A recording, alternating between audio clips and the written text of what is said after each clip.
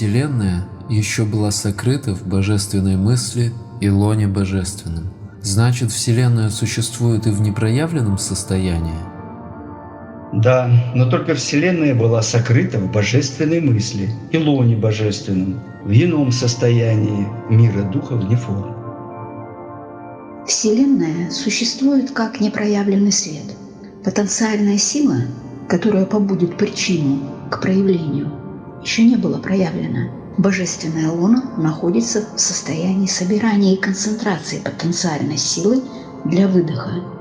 Вдох собирает эти силы, а сад определяет это состояние единой вечной сущей реальности, бесконечной и вечной причины. Вселенная в данный период существует как сад. Прошлое, настоящее и будущее разделяется настоящим мгновением, то есть временем. Можно ли утверждать, что время есть проявитель того, что сокрыто в божественной мысли, и одновременно является разделителем единого? Во-первых, начнем с того, что время не является разделителем. Разделителем является лишь только сознание. Когда сознание проявляется, то оно проявляется в дифференцирующем состоянии, то есть множество искр единой монады. Эти искры и являются собой разделительную или циклическую сторону развития сознания человека, как и сознания вселенского. Время – начало дифференциации или проявления. Время определяет движение, продолжительность определяет дыхание. Проявителем сокрытых сил божественной мысли есть фахат, а время – следствие этого проявления закона. Эти двое, что есть зародыш, представляют собой духовную материю. Эти двое есть зародыш будущей Вселенной, то есть находятся в своем состоянии духа материи. И этот зародыш будет аналогом зерна духа в человеческой волне эволюции, как атма-будхи или монада. Эти двое представляют духа-материю, единое состояние свабхават, слитое воедино и неразделенное движением света или рождением сына, или рождением Вселенной. На семинаре были показаны формулы 12 плюс 6 плюс 9 равно 27, 2 умножить на 7 равно 14. Не могли бы объяснить еще раз, откуда брались исходные числа 12, 6, 9, 7? Число есть причина.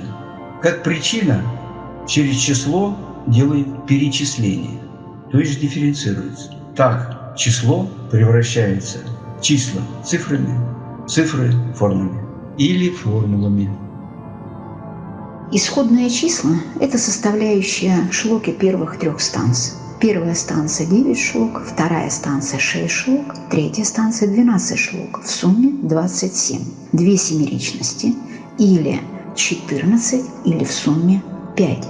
5 – символ разума, 5 – символ человека. Вы говорили о своем мнении. При проникновении мысли учения становятся нашими. Получается, свое мнение – это просто индивидуальная форма выражения мысли учителя? Я имел в виду, свое представление может быть отличное от всех других согласно вашей индивидуальности. Индивидуальность – это дух. Но для проявления духа дух должен оформиться в материю или форму.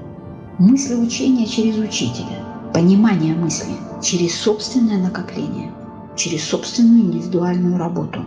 Если мы говорим о своем мнении как об индивидуальной форме выражения мысли учителя, если это произойдет, то вы станете святым. Сад на санскрите и сет в Египте. Есть ли связь и является ли египетский сет также олицетворением высшего мира, сета? Сад – это абсолютное бытие и для человеческого сознания как небытие. А сет Египта – это бытие, согласно человеческому пониманию. Это огонь, действующий, разделяющий, соединяющий, он действует как воин. Сад – это высочайшая, бесконечная и вечная причина. Сет в мифологии Египта – это отражение света, то есть причина вторичная. Это разные понятия. Какая субстанция является носителем божественной мысли и что является ее упадхи? Носителем божественной мысли является духоматерия. Упадхи этой мысли является фухат. Субстанция неизменна, в отличие от меняющихся свойств. Она есть то, что существует в самой себе и благодаря самой себе. В контексте данной шлоки это божественная лона, а носители или упадхи божественной мысли – это свет, сын или будущая Вселенная. Если мысль есть кристалл настоящего, то как прошлое и будущее может проявляться в мысли? Мысль может проявляться в виде кристалла. Согласно кристаллу, мысль может отражаться зеркально, согласно необходимости как прошлого, так и будущего.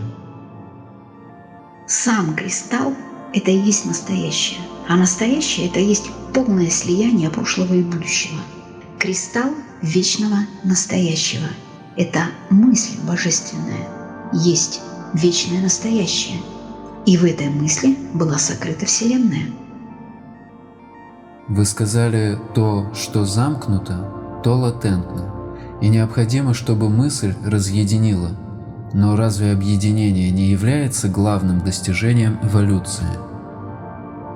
Согласно мысли или плана божественного, в нее входит дифференциация единого, следствием чего духоматерия должна стать духом и материей для эволюции сознания. И в этом процессе одухотворяется интеллект, сочетая и синтезируя, возвращая и обогащая новой осознанностью в состояние неразделенности духоматерии. Если нет разделения единого, то нет дыхания, нет движения, нет жизни. Что вы будете тогда объединять, если не было разделения? Как можно объединять то, что уже объединено единством? Мы находимся в периоде пралая и рассматриваем вопрос о начале создания Вселенной или начале Манвантары, то есть эволюции.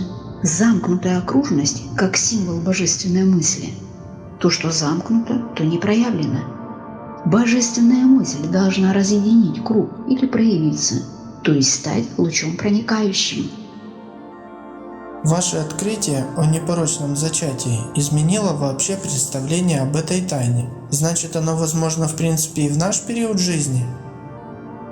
Беспорочное зачатие – суть пробуждения сознания. И естественно, такое может и должно случиться с каждым в свое время человеком.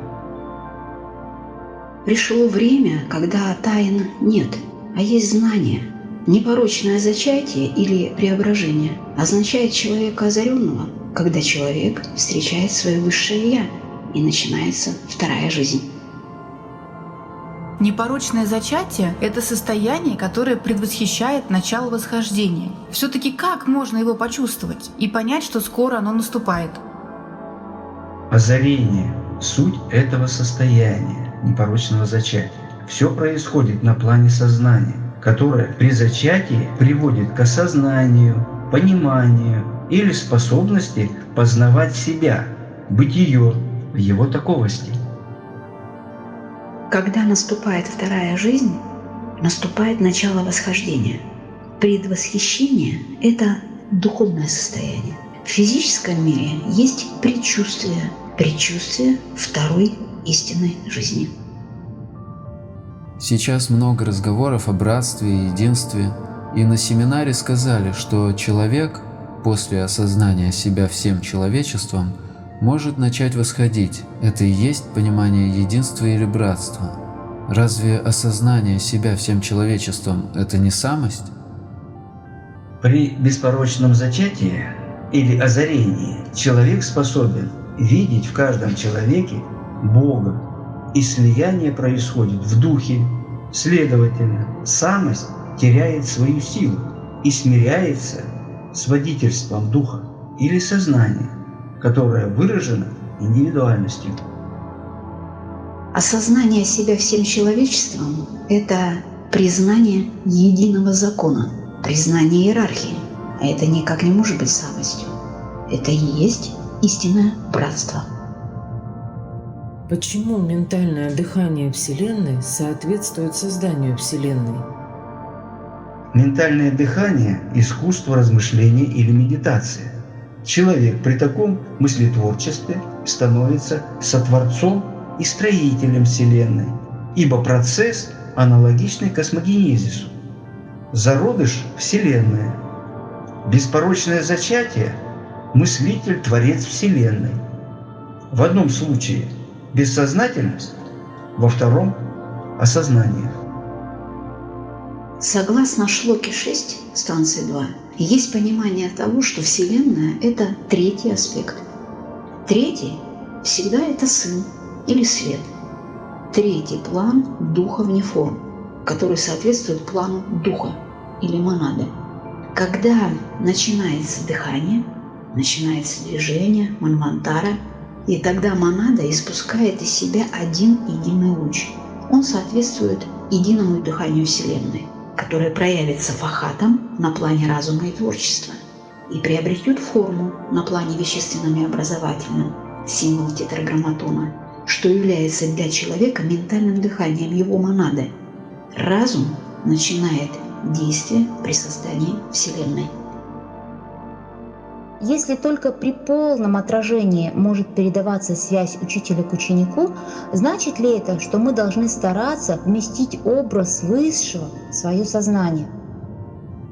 Мы должны отразить божественное присутствие слиянием с учителем, сотканной серебряной нитью от сердца к сердцу, любовью, в которой сила преданности выражена почитанием, приводящим к смирению и терпимости. Другими словами, к самоотречению во благо всего сущего.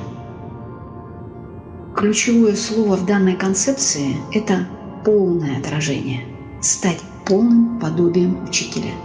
Тогда произойдет передача знаний. Тогда произойдет рождение ученика не учителем, но через учителя. И это есть принятие иерархии, с которой начинается восхождение или совершенствование внутреннего истинного человека. Что значит придать истинную форму своему телу?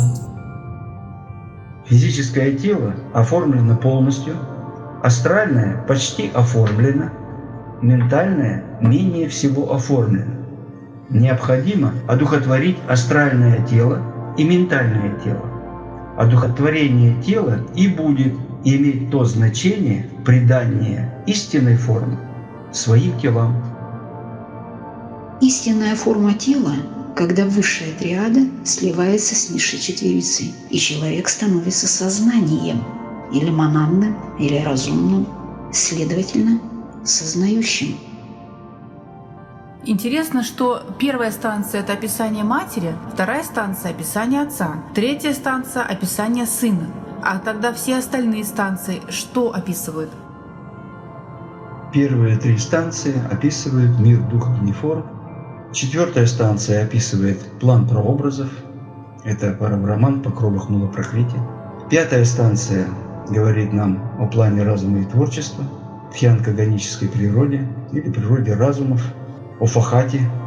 План шестой, план вещественный и образовательный. Станция описывает природу, сочетание духа материи, мир, Тхьяни-Буд и Тар. Седьмой план будет описывать проявленную Вселенную, нашу Солнечную систему. Так все станции Дзян, космогенезиса расскажут нам о планах бытия и о творении космическом. Первая станция – это описание матери, вторая станция – описание отца, третья станция – описание сына. Это есть тройственная причина, высшая причина, которая должна выявиться в следствии или стать формой.